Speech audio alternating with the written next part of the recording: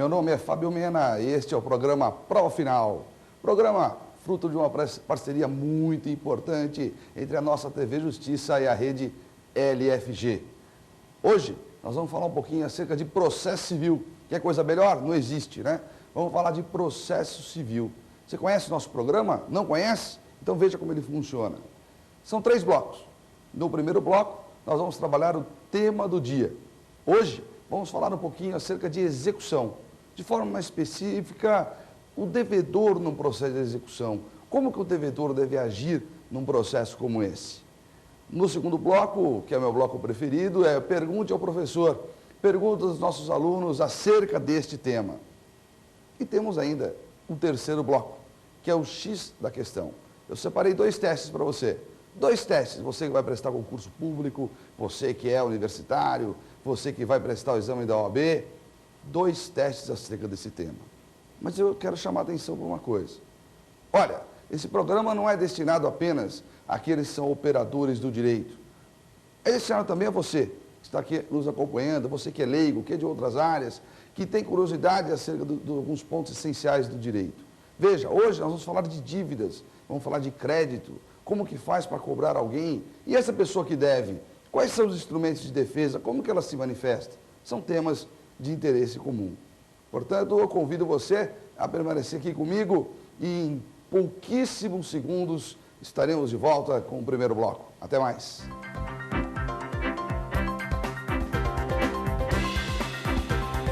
Muito bem, viu como foi rápido? Vamos começar? Olha, vamos falar um pouquinho sobre o processo de execução dentro do processo civil. Na verdade, nosso objetivo aqui é falar um pouquinho sobre a execução contra devedor solvente, aquela em que se executa uma quantia certa. É aquilo que todos nós conhecemos. A deve para B.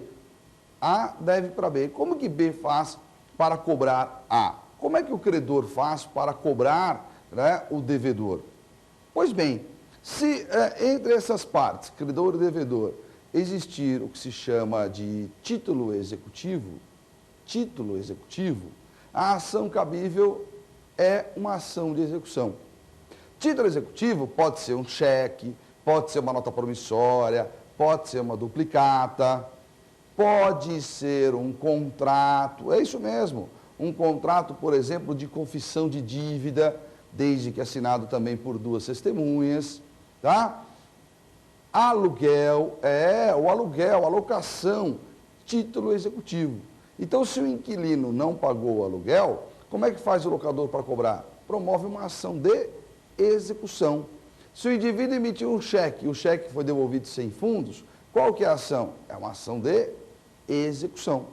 É a forma que tem o credor de cobrar aquele crédito. É claro que se entre eles não existir um título executivo, a ação apropriada não será execução. Pode ser uma ação monitória, pode ser uma ação de cobrança, tá? Mas a execução só quando eu tenho esse título executivo em mãos. E vocês sabem também que nem todo título executivo tem a sua origem extrajudicial. Tem título executivo que tem a sua origem dentro de uma ação judicial, que são os títulos executivos judiciais. Então, veja, nós temos 2 formas de execução. Nós temos a execução fundada num título executivo extrajudicial, lá do artigo 585 do CPC, e nós temos a execução fundada num título executivo judicial, cujo rol você encontra lá no artigo 475N do CPC, judicial e extrajudicial. Tanto numa como noutra, o objetivo é cobrar, o objetivo é receber. O credor precisa receber aquela quantia. Pois bem, normalmente, nós analisamos esta execução pelos olhos do credor.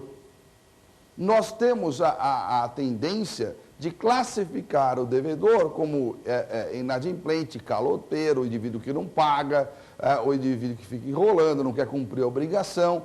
Então, nós procuramos sempre defender o credor. Só que, não se esqueçam, que nós estamos aqui no âmbito de um processo judicial. E um processo judicial tem o seu procedimento. E este procedimento tem que dar a todos os envolvidos no processo a mesma oportunidade. Oportunidade de produzir provas, oportunidade de se manifestar, oportunidade de defesa. É o que se chama de princípio da isonomia. Tudo aquilo que uma parte tem direito, a outra também tem.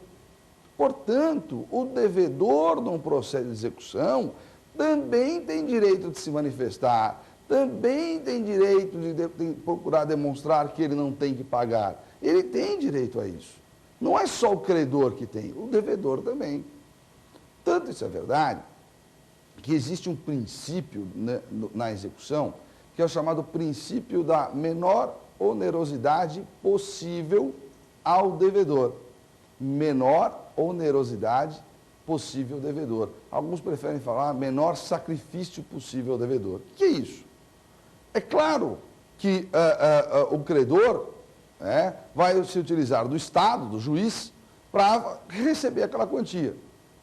E a legislação dá a ele vários meios para isso. Ele tem vários meios para conseguir receber. É claro que sim. Todos os esforços são feitos no sentido de que o indivíduo pague, de que o devedor pague. Só que eu não posso sacrificá-lo ao extremo. Se for possível poupá-lo em alguma situação, isso deve ser feito. Nossa, que estranho. Quer dizer, então, Mena, que o legislador incentiva a inadimplência, incentiva o caloteiro? Não, não é isso que eu estou falando. Acontece que se existir a possibilidade, uma alternativa, essa alternativa deve procurar proteger o devedor, desde que ele cumpra a obrigação. Vou te dar um exemplo. Imagine que o devedor possui uma casa onde ele mora e ele possui uma moto. A dívida é de R$3.000. O que esse princípio da menor onerosidade possível diz? Diz que o juiz deverá procurar penhorar a moto e não a casa. Porque o que é pior para o devedor? Perder a casa onde ele mora, não é? Não é perder a casa onde ele mora? Então vamos penhorar a moto. Porque se penhorando a moto, o sacrifício é menor do devedor. E penhorando a moto, ele vai conseguir pagar. Nós vamos cumprir a obrigação, porque ele vai perder a moto dele. Mas a casa ele não perde, entenderam? Agora, se ele tem um bem só, e não for protegido pelo bem de família, se ele tiver um bem só, aí não tem como aplicar esse princípio. Porque aí ele vai ter que pagar com o bem que ele tem. Isso é muito importante. Isso é muito importante. É a visão do devedor, é o olhar do devedor dentro de um processo de execução. E o legislador impõe alguns limites. Impõe mesmo. Por exemplo, com relação à penhora de bens ainda. Penhora, para quem não se lembra, nada mais é do que a constrição judicial de um bem.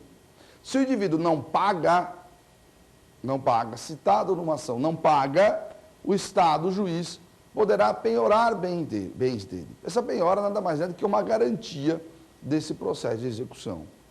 Pois bem, o legislador faz o quê? Ele diz que alguns bens não podem ser penhorados em algumas situações. Como, por exemplo, salário. O salário é impenhorável. Mas o indivíduo deve, ele tem que pagar. Tem, mas o salário é impenhorável. Não pode penhorar salário. Não pode penhorar salário. Não pode penhorar conta salário. Também não pode penhorar conta salário. Isso é o quê? Proteção ao devedor. Isso é proteção ao devedor. Só isso? Não. Olha que interessante. Olha que interessante. É impenhorável a caderneta de poupança num valor que não exceda 40 salários mínimos. Até 40 salários mínimos não pode penhorar a caderneta de poupança. Olha que interessante. Olha a proteção que dá o legislador ao devedor. É claro, é o menor sacrifício dele. Não adianta o devedor ficar insolvente. Ele tem que ter condições mínimas de sobrevivência. Dignidade da pessoa humana. Dignidade da pessoa humana. Repito, ele tem que cumprir a obrigação, mas alguns princípios devem ser respeitados. Nesse bojo, veja que interessante ainda, existe a proteção ao bem de família. Nós temos uma lei, que é a lei da impenhorabilidade do bem de família. o indivíduo que possui um bem, apenas um bem, ou possuindo vários, reside naquele, ele tem direito à proteção. Em tese, como regra, o bem de família é impenhorável. Impenhorável. Por quê? Porque a Constituição assegura o direito à moradia. É uma garantia constitucional o direito à moradia. Então, eu preciso proteger o bem de família. Tem exceções, como fiança locatícia, dívidas do próprio imóvel, mas é exceção. A regra é que esse bem de família é impenhorável. E aqui eu preciso fazer um parênteses. Muitas pessoas mandam e-mails para mim, ou encontram na rua, ou no meu escritório aqui em São Paulo, vem para falar o seguinte: nossa, eu moro sozinho, eu não tenho família. Aquela casa é minha, mas eu moro sozinho, eu não tenho família. Eu tenho direito a ser protegido? Eu tenho essa proteção ao bem de família? Tem. Não precisa morar ali, né, o casal com 2 filhos e um cachorro para ter direito à proteção ao bem de família. Bem de família no sentido de moradia. Então, mesmo que o indivíduo more lá sozinho, ele tem direito a essa proteção. É só um parênteses aqui, para esclarecer um ponto que às vezes fica obscuro. Olha, veja, devedor. Olha quantos direitos tem o devedor num processo de execução. Quanta coisa o devedor pode fazer num processo de execução. Olha quanta coisa. Mais um detalhe. Esse eu tenho certeza que vai auxiliar muita gente. Isso que eu vou falar agora tem caído muito no exame da ordem, concurso público, tem acontecido no fórum todos os dias, e muitas vezes o advogado não utiliza do que eu vou falar agora por desconhecer a existência dessa regra, que é a seguinte: o devedor, num processo de execução, no prazo para os embargos e até mesmo no prazo para a impugnação, no caso de cumprimento de sentença de título judicial, então, tanto no caso de título extrajudicial quanto judicial, no prazo que ele tem para se defender, ele poderá parcelar a dívida. É o direito que o devedor tem, parcelar a dívida. Ele parcela a dívida. De que forma? Ele faz um depósito correspondente a 30% do valor da dívida, 30%, e o restante ele poderá parcelar em até 6 vezes. É direito do devedor. Isso não é acordo, não depende da anuência do credor, não é acordo. O devedor poderá pagar a dívida desta forma. É um instrumento importante, muitas vezes é o que viabiliza o pagamento. Não precisa de penhora prévia, nada disso, não precisa de nada disso. Né? O devedor tem o direito a parcelar a dívida. Artigo 745-A do Código de Processo Civil. Poxa, Mena, que legal, estou entendendo algumas coisas que esses pontos são importantes, são mesmo. Agora, tecnicamente, assim como o credor tem o direito de cobrar, o devedor, então, tem o direito de se defender. Lembra do princípio da isonomia? Tem o direito de se defender, tem direito ao contraditório. Então, como é que esse contraditório funciona num processo de execução? Se for uma execução fundada num título executivo extrajudicial,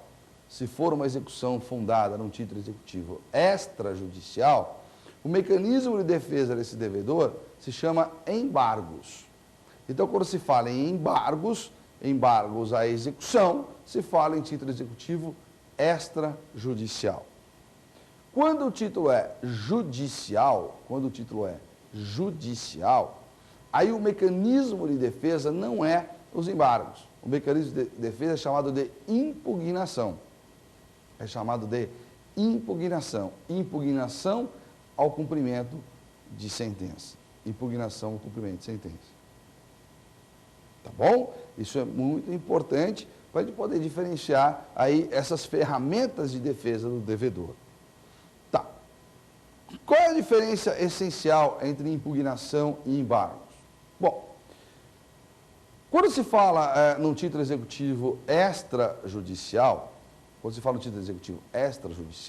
um cheque, por exemplo, A gente tem que entender que antes da propositura desta execução, não existia outra ação. Ou seja, é a primeira vez que aquele cheque pode ser discutido, pode ser questionado. Portanto, o devedor, no momento que ele apresenta os embargos, ele pode alegar nesses embargos qualquer matéria. A matéria é ilimitada, como se fosse uma contestação mesmo. Só que os embargos não têm natureza de contestação, têm natureza de ação. O indivíduo promove uma ação de embargos à execução. É isso mesmo, o devedor citado pode promover uma ação de embargos à execução. Ação de embargos à execução. Então, nesses embargos, ele pode alegar o que ele quiser, a matéria é ilimitada. Artigo 745 do Código de Processo Civil. A matéria é ilimitada, ele alega o que ele quiser. Certo? Já num processo, ou melhor, na fase do cumprimento de sentença, quando se fala em título executivo judicial, o devedor não apresenta embargos, como já falamos, ele apresenta o quê? Impugnação. Ele apresenta impugnação. E esta impugnação já é um pouco diferente, porque a matéria é limitada, limitada. Tanto que existe um rol taxativo dessas matérias no artigo 475L. O artigo 475L do CPC, 475L, diz quais são as matérias que poderão ser alegadas pelo devedor na impugnação. Ele já diz isso, quais são as matérias que poderão ser alegadas na impugnação. E por que ela é limitada? Por que isso acontece? Porque, na verdade, nós estamos ali discutindo um título executivo judicial. Ora, o título executivo judicial é fruto de uma ação de conhecimento.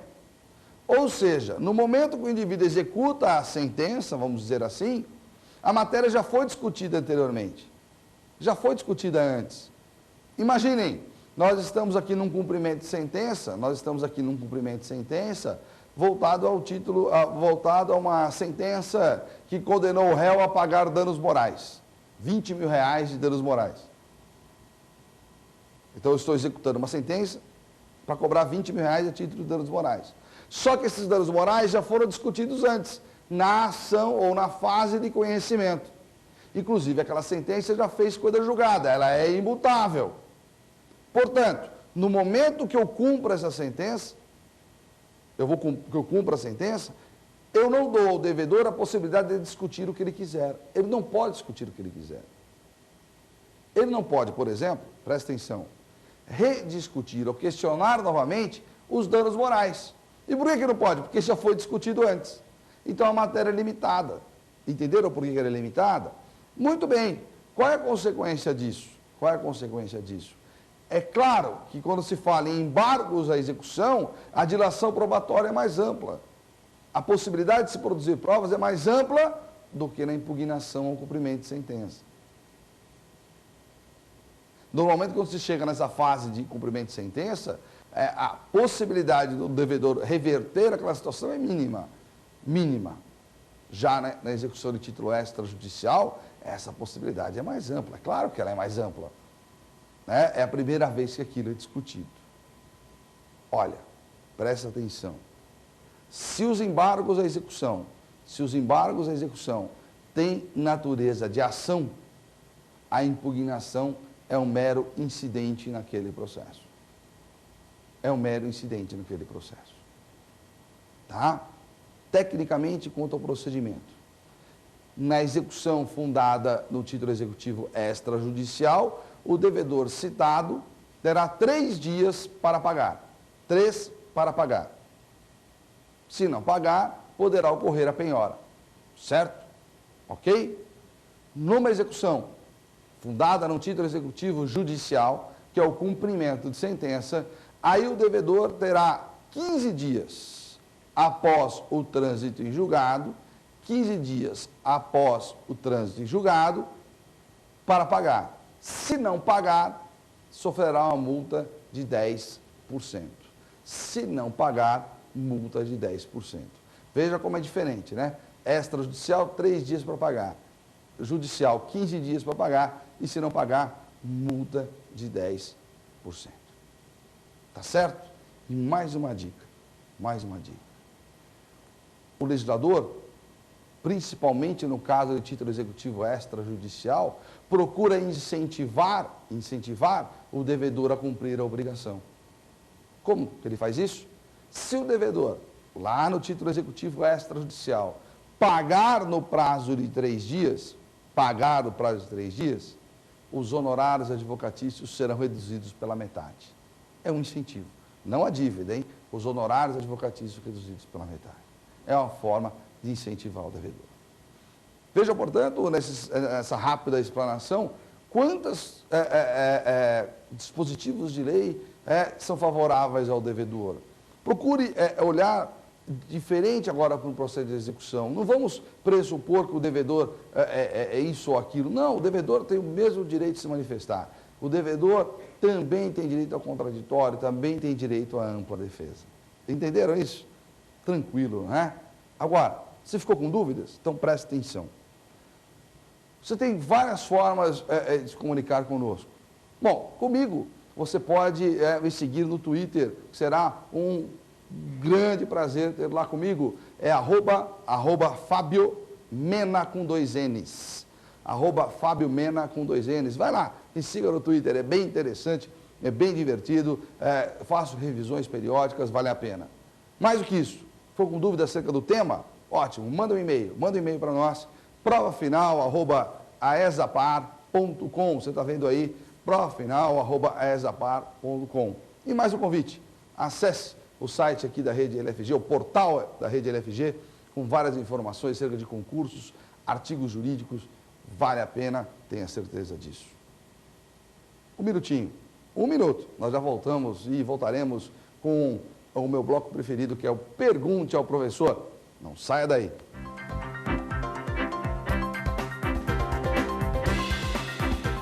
Muito bem, olha aí, segundo bloco, Pergunte ao Professor. O que você vai fazer? Você não conhece o programa? Olha o que você vai fazer. Você vai prestar atenção na pergunta, tá? E depois, com calma, eu vou respondê-la. Vamos lá? Primeira pergunta. Professor, cabe tutela antecipada na impugnação e nos embargos? Olha que pergunta interessante, hein? Se cabe tutela antecipada na impugnação ou nos embargos. Bom, tutela antecipada no sistema do atual Código de Processo Civil é uma tutela de urgência, né?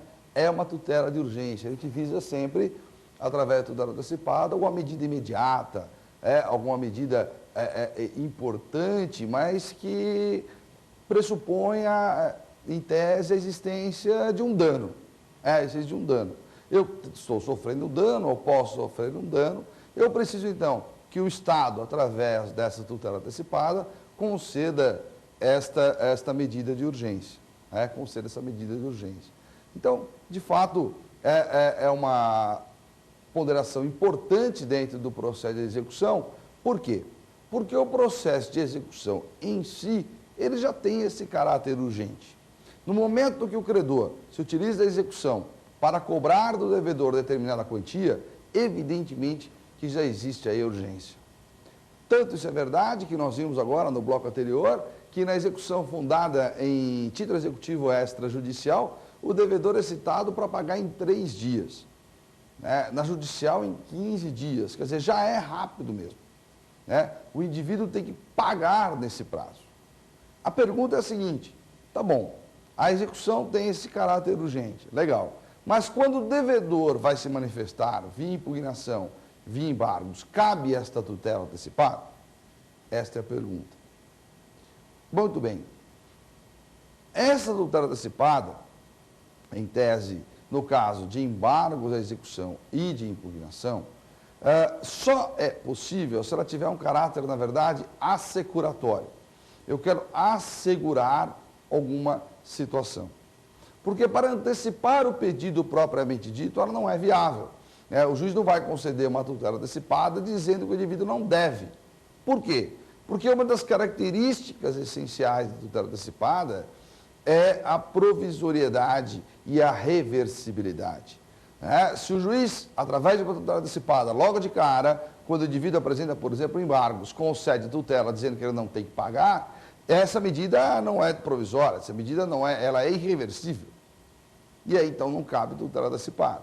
Mas para assegurar algum direito, eu entendo que ela é plenamente cabível. Como, por exemplo, olha que interessante, vamos admitir que o devedor esteja com o nome dele lá no Serasa ou no SCPC, o nome dele com uma restrição de crédito. Tá? Tem alguma restrição lá no Serasa. O que se diz normalmente nas ruas é o indivíduo está com o nome sujo, lá no Serasa. Como é que funciona?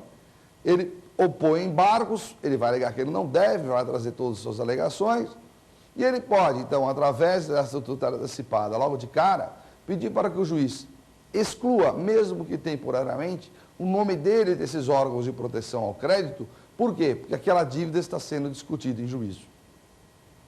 Aí, neste caso, eu entendo que seja cabível a tutela antecipada. Repito, não com caráter antecipatório propriamente dito. Não com caráter antecipatório propriamente dito. Mas com esse caráter assecuratório, de assegurar determinado direito. Ótima pergunta essa, hein? Gostei muito. Vamos lá? Vamos lá. Segunda pergunta.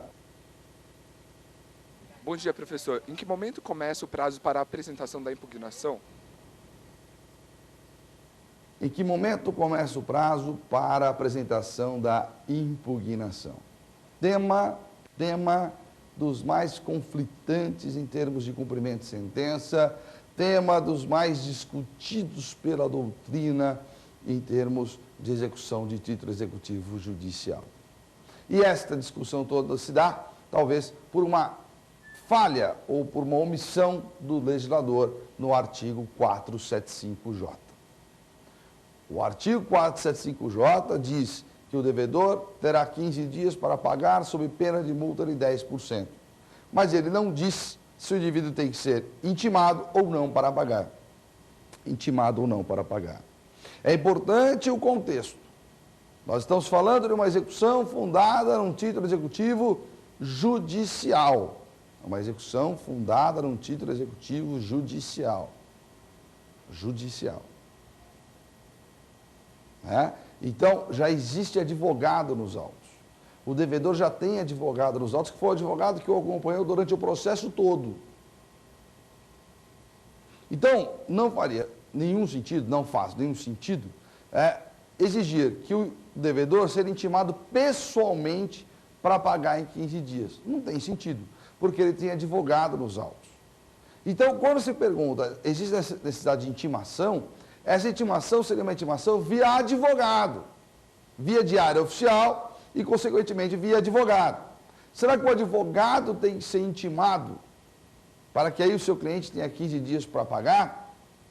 Ou será que isso se dá por mero impulso oficial, ou seja, é automático? Como assim automático? Será que o devedor tem que acompanhar o processo de tal sorte que ele saiba quando exatamente vai iniciar esse prazo? Porque esse prazo, dentro do processo, pode ter início a partir do trânsito em julgado. Transitou em julgado aquela decisão, transitou em julgado aquela sentença, já começa o prazo de 15 dias para pagar. Ou será que ele tem que ser intimado via advogado? Será que o juiz tem que proferir um despacho assim, cumpra o devedor a sentença do prazo de 15 dias sobre multa? Então, essa é a discussão que nós vivemos.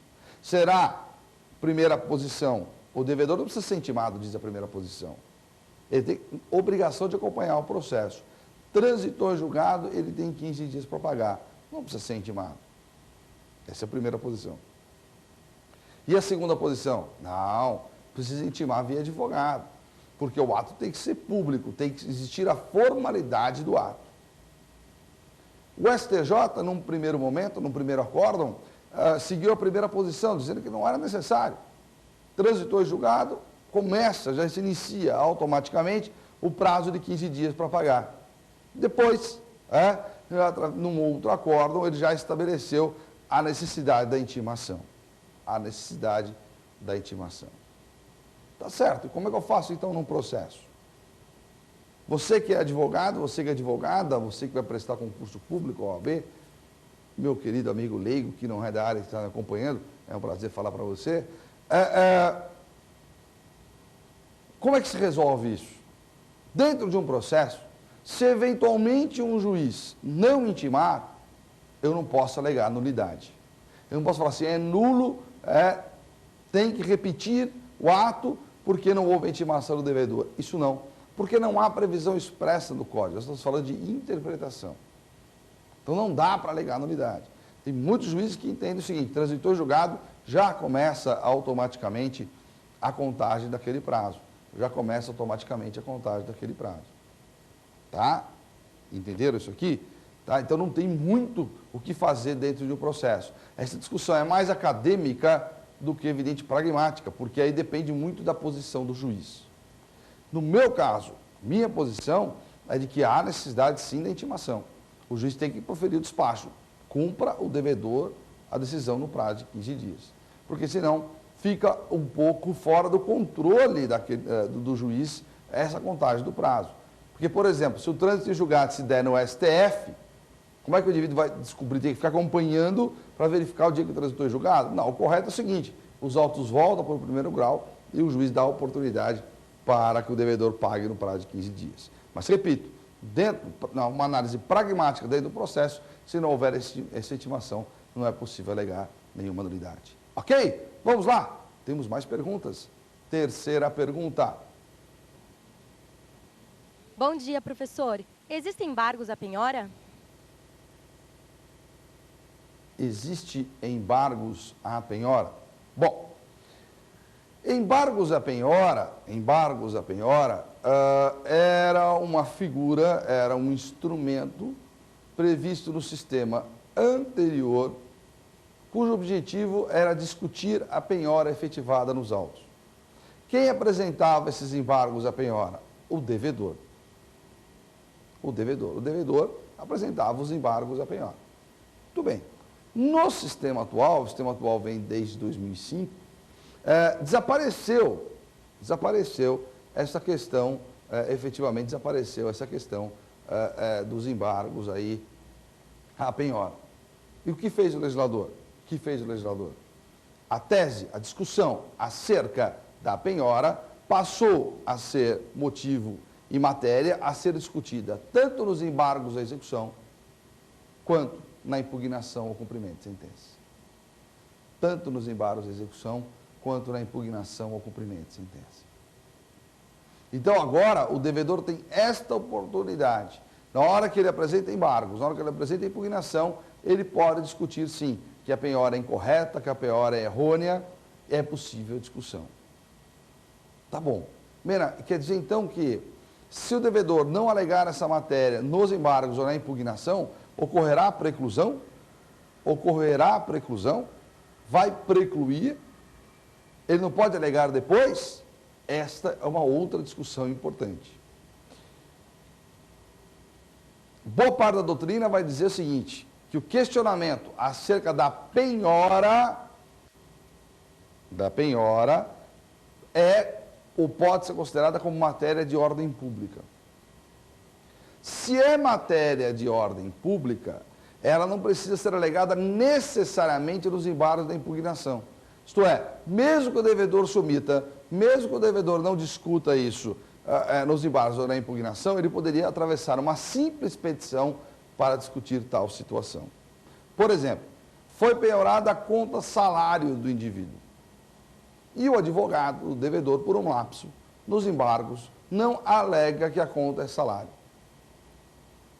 Continua o processo. No meio do caminho ele fala, nossa, esqueci de alegar que a conta é salário. Pode alegar posteriormente? Não vejo nenhum problema. Pode. Porque a lei proíbe a penhora, veda a penhora acerca de conta salário. Então é matéria de ordem pública.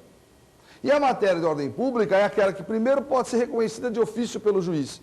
E segundo, alegada pelas partes a qualquer momento. A qualquer momento. Então, a alegação de impenhorabilidade de um bem, ela pode ser feita a qualquer momento. Não mais através de embargos à penhora, porque isso é desnecessário. Não existe mais. Mas sim através de embargos de impugnação ou através de simples petição. Impenhorabilidade é matéria de ordem pública. Agora, tome cuidado. Nós não podemos confundir embargos à penhora com embargos de terceiro. Embargo de terceiro é um outro instituto, embargo de terceiro é uma outra ação que procura o quê? Proteger o bem de um terceiro. Então, quem opõe embargos de terceiro não é o devedor, não é o credor, é o terceiro. Por quê? Porque o bem dele foi penhorado injustamente. O credor é A, o devedor é B e foi penhorado o bem de C. Você entendeu? Aí qual é a ação? Embargo de terceiro. Essa continua existindo normalmente lá no artigo 1046 do CPC. Tá certo? Vamos lá, é a quarta agora, né? Vamos lá. Quarta questão. Professor, o que é exceção de pré-executividade? O que é exceção de pré-executividade? É pergunta de um aluno atento à matéria, aquele aluno que estudou, que aprofundou um pouco, não é? Que aprofundou um pouco. Exceção de pré-executividade. Bom, a exceção de pré-executividade é um mecanismo de manifestação também do devedor. De manifestação também do devedor. Surgiu há muito tempo no Brasil, Pontes de Miranda já falava em exceção de pré-executividade. E durante algum tempo essa exceção ficou adormecida, até que alguns autores importantes aqui no nosso país, como o professor Nelson Nery Júnior, trouxe de novo à tona a questão da exceção de pré-executividade, e aí os advogados descobriram a exceção e começaram a utilizar frequentemente. E utilizam muitas vezes a exceção para substituir os embargos, para substituir a impugnação.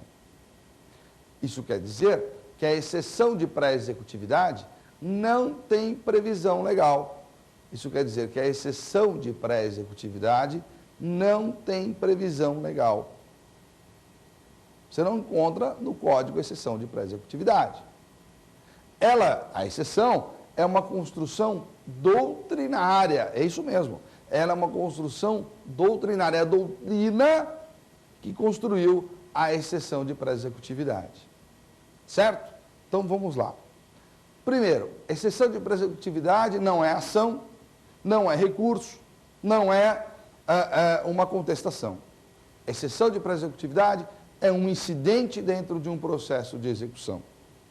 Por que tem esse nome? Exceção de pré-executividade. Porque ataca a regra. Qual que é a regra? A regra é o título executivo ser certo, líquido e exigível.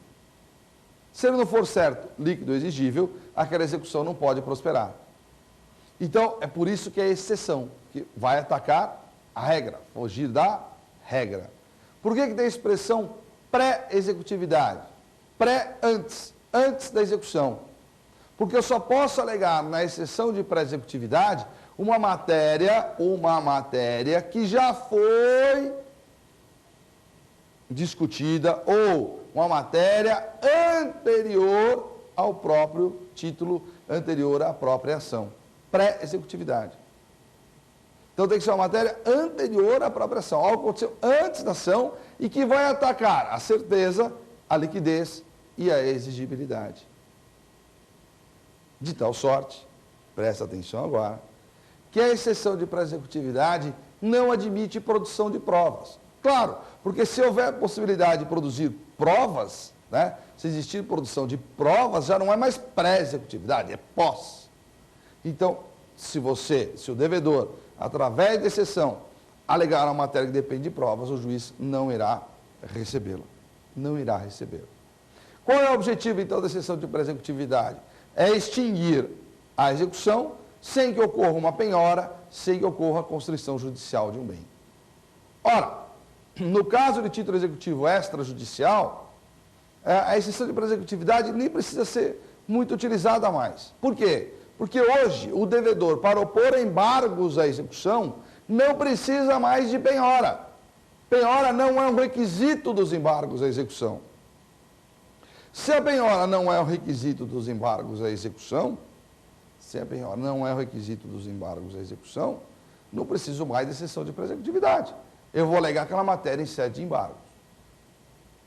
A única hipótese em que se admite exceção de pré-executividade na execução do título extrajudicial se dá quando o juiz extingue os embargos, por exemplo, sem resolução do mérito, não tem como mais opor novos embargos, então o devedor eventualmente apresenta a exceção de pré-executividade. Apresenta a exceção de pré-executividade, tá? Aí é a única situação que a doutrina aceita. Já nos títulos judiciais, eu acho que é plenamente cabível o devedor, naquele prazo de 15 dias, a fim de evitar a penhora, até porque, para apresentar a impugnação, ele vai precisar ter um bem penhorado, precisa de bem penhorado, então para evitar a penhora naquele prazo de 15 dias, ele entra com exceção de pré-executividade, desde que seja uma matéria que foi anterior ao próprio título. Entenderam? Entendeu essa situação? Tem mais perguntas aí? Vamos lá. Professor, quais são os mecanismos de alienação dos bens penhorados? Quais são os mecanismos de alienação dos bens penhorados ou de expropriação desses bens penhorados? Expropriar significa o quê? Que muitas vezes o Estado tira do indivíduo aquele bem para que ele venha pagar a dívida. A expropriação só se dá por Estado. Por isso que toda execução é estatal. Por isso que não existe execução privada. Toda execução é estatal. E os mecanismos, nós iremos encontrá-los lá no artigo 647 do Código de Processo Civil.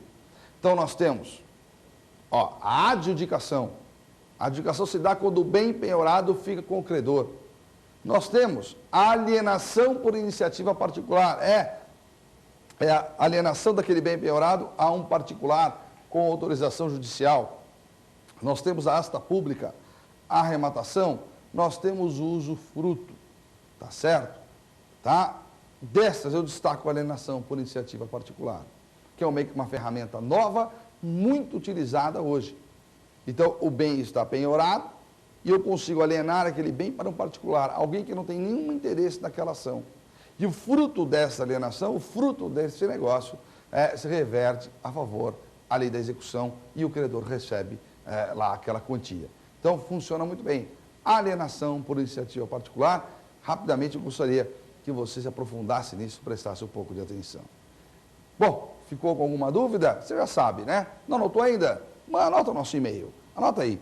profinal@aesapar.com. Você está vendo aí? Manda um e-mail, tire suas dúvidas. Professor Mena, tenho dúvidas? Mande, será um prazer. Também você pode me seguir no Twitter, @Fábio Mena, Mena com 2 N's. Vamos lá no Twitter também e acesse aqui o portal da Rede LFG.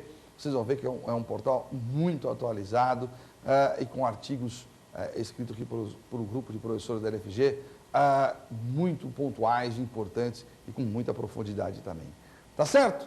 Ok? Esse foi o nosso segundo bloco. Acabou o programa? Claro que não. Temos ainda o terceiro bloco, que é o X da questão.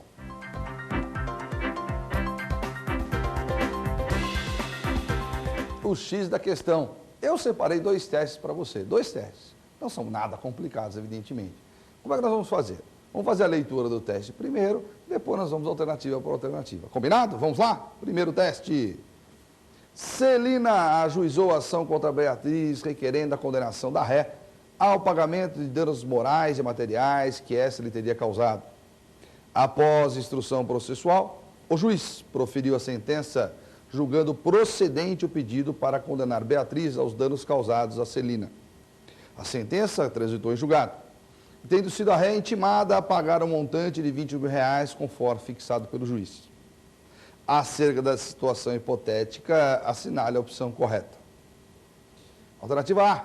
Se Beatriz não efetuar o pagamento, Celina deverá requerer ao juiz petição do mandado de penhora e avaliação dos bens da devedora, devendo também, desde já, indicar os bens passíveis de penhora. B. Somente após a penhora e avaliação dos bens é que Beatriz será intimada para oferecer impugnação. C. Não ser efetuado o pagamento espontâneo da dívida, incidirá sobre o valor da condenação, multa de 10% a ser cobrada mediante processo executivo autônomo. D. Se Celina não requerer execução do julgado em um prazo de 6 meses, contado o trânsito em julgado da decisão, o juiz extinguirá o processo e determinar o seu arquivamento. Então vamos lá, vamos voltar à questão, vamos ver os pontos mais importantes. Celina então promoveu uma ação de conhecimento em face da Beatriz, pleiteando a condenação aí ao pagamento de R$20 mil, de uma quantia, que o juiz condenou a ré ao pagamento de R$20 mil, certo? É para assinalar a opção correta. Bom, Então, nós estamos aqui discutindo a execução fundada em título executivo judicial, o que nós já falamos nos blocos anteriores. Título executivo judicial. É para assinalar a alternativa correta. Vamos lá. Alternativa A. Se Beatriz não efetuar o pagamento, Celina deverá requerer ao juiz expedição do mandado de penhora e avaliação dos bens da devedora, devendo também, desde já, indicar os bens passíveis de penhora. Né? Será que está certo? Será que está errado? Como é que funciona esta situação? Está errado, porque é o seguinte, se a Beatriz não efetuar o pagamento, será aplicada a multa de 10%. Será aplicada a multa de 10% com relação à dívida, ao montante da dívida. E mais do que isso, o próprio oficial de justiça já vai poder proceder à penhora. Não há necessidade de uma indicação prévia desses bens. Eles podem ser indicados, mas não é só este o caminho. Quando se fala em penhora, é importante que se diga que tanto o credor pode indicar bens, como o devedor pode oferecer bens. E se isso não acontecer, eventualmente um oficial de justiça poderá penhorá-los. Então, o que a alternativa nos diz aqui é que só tem este caminho. Veja, devendo também desde já indicar os bens passíveis de penhora. Ele não deve indicar desde já os bens passíveis de penhora, porque pode ser até que ele não saiba que existem bens. Né? O dever aqui impõe uma obrigação, não é uma obrigação. Porque ele pode não conhecer, pode não ter conhecimento de quais são os bens que o indivíduo possui. E nesse caso, então, seria necessária a expedição de ofícios aos órgãos competentes para a identificação dos bens. B. Somente após a penhora e a avaliação dos bens é que Beatriz será intimada para oferecer a impugnação. Está certo essa aqui. Porque primeiro precisa a necessidade da penhora e avaliação é feita pelo oficial de justiça, e após essa penhora haverá intimação para oferecer a impugnação. É isso mesmo, necessita aí, aqui sim, da intimação para que ela apresente a impugnação. Tá? Então hoje não se fala apenas em penhora, se fala também em avaliação. O oficial de justiça faz a penhora e procede também a avaliação. Portanto, correta a alternativa B de bola. Vamos ver as outras? C. Não ser efetuado o pagamento espontâneo da dívida incidirá sobre o valor da condenação, multa de 10%. E aí está certo. A ser cobrada mediante o processo executivo autônomo. Não é autônomo não, é nos mesmos autos. A multa é aplicada e já há o acréscimo no valor e esse passa a ser o valor da execução. A D, se Celina não requerer a execução do julgado em um prazo de 6 meses, contados do trânsito julgado a decisão, o juiz extinguirá o processo e determinar o arquivamento. Na verdade, não haverá extinção do processo. Se o credor não requerer a execução do julgado no prazo de 6 meses, ocorrerá o arquivamento, mas não a extinção do processo. Não extingue o processo. Nós teremos apenas o arquivamento. Tá certo? Ótimo. Então, correta alternativa B de bola. Você entendeu? B de bola. Aqui é rapidinho mesmo. Eu vou ler as alternativas e já vamos discutir. Tá bom? Vamos lá. Segundo teste. Em uma execução de título extrajudicial, citado ou executado poderá: 1. Efetuar o pagamento da dívida no prazo de 3 dias. 2. Nomear bens a penhora no prazo de 24 horas. 3. Oferecer embargos no prazo de 15 dias, contada juntada aos autos do mandado de licitação. 4. Oferecer embargos no prazo de 10 dias, contados a juntada aos autos da prova da intimação da penhora realizada. 5. Solicitar o prazo para oferecimento de embargos, o pagamento do saldo da dívida em até 6 vezes, corrigidos monetariamente, acrescido de juros de 1% ao mês, desde que deposite judicialmente o equivalente a 30% da dívida, além das custas processuais e honorários advocatícios. Bom, essa é aquela para assinalar as corretas. E eu gosto muito desse tipo de teste. Como é que a gente faz para resolver esse teste? É o mais fácil que tem. A gente escolhe uma, que a gente tem certeza que está certa. E já vamos para as alternativas. Então vamos lá, joga para mim nas assertivas. Vamos lá. A número 1. O devedor será citado para efetuar o pagamento da dívida no prazo de 3 dias. Está certo? Está. Nós já vimos isso. Nós vimos os blocos anteriores. Então a 1 está certa. Vamos às alternativas. Bom, então pode ser. A A fala da 1. A B dá 1. A C dá 1. A, D não fala e a E não fala. Então eu já descarto a D e a E. Eu já sei que D e E não é. Então você começou esse teste com 20% de chance de acertar. Agora já tem 33. Só faltam 3. Tá? Então vamos lá. 2. Nomear bens a penhora no prazo de 24 horas. Errado. Ele é citado para pagar no prazo de 3 dias. Então a 2 está errada. Vamos às alternativas. Se a 2 está errada, não pode ser a A, não pode ser a B. Qual que é? É a C. Então, em 1 minuto, você resolve um teste como esse. Em 1 minuto, você pode fazer agronomia, nutrição, engenharia, direito, medicina. Caiu um teste como esse, você já sabe. Olha como que você faz. Você lê as assertivas, identifica uma que você tem certeza e vai para as alternativas. Já vai eliminar algumas. Identifica a outra, já vai eliminar a outra. Aqui foi necessária apenas a leitura de 2. A primeira está certa, a segunda errada. Eliminamos. É a C. É a C. Quer ver? Vamos lá, joga na C de novo. Então, a 1, 3 e 5 estão corretas. 1, 3 e 5 estão corretas. Vamos ver qual que é a 3? Joga na 3? Isso. Oferecer embargos no prazo de 15 dias, contada juntada aos autos do mandado de citação. Perfeito, prazo de 15 dias para os embargos. 15 dias. Olha 4, oferecer embargos no prazo de 10 dias, está errado. 10 não, são 15, a partir do mandado de citação. Lembre-se, para oferecer embargos não precisa de penhora. E a 5? Está certo, lembra que eu falei do parcelamento da dívida do artigo 745A, falamos lá nos blocos anteriores? Pronto, está certo. Então você já sabe o que você tem que assinalar. É a alternativa C, 1, 3 e 5. Presta atenção, vem aqui comigo. Olha, siga essa minha dica para resolver esse tipo de teste. Muitas vezes, eu também sou professor de graduação, os alunos ficam desesperados com esse tipo de teste. Esse é o mais difícil que tem, isso é mais... Não é, não é. Esse teste é o mais fácil que tem.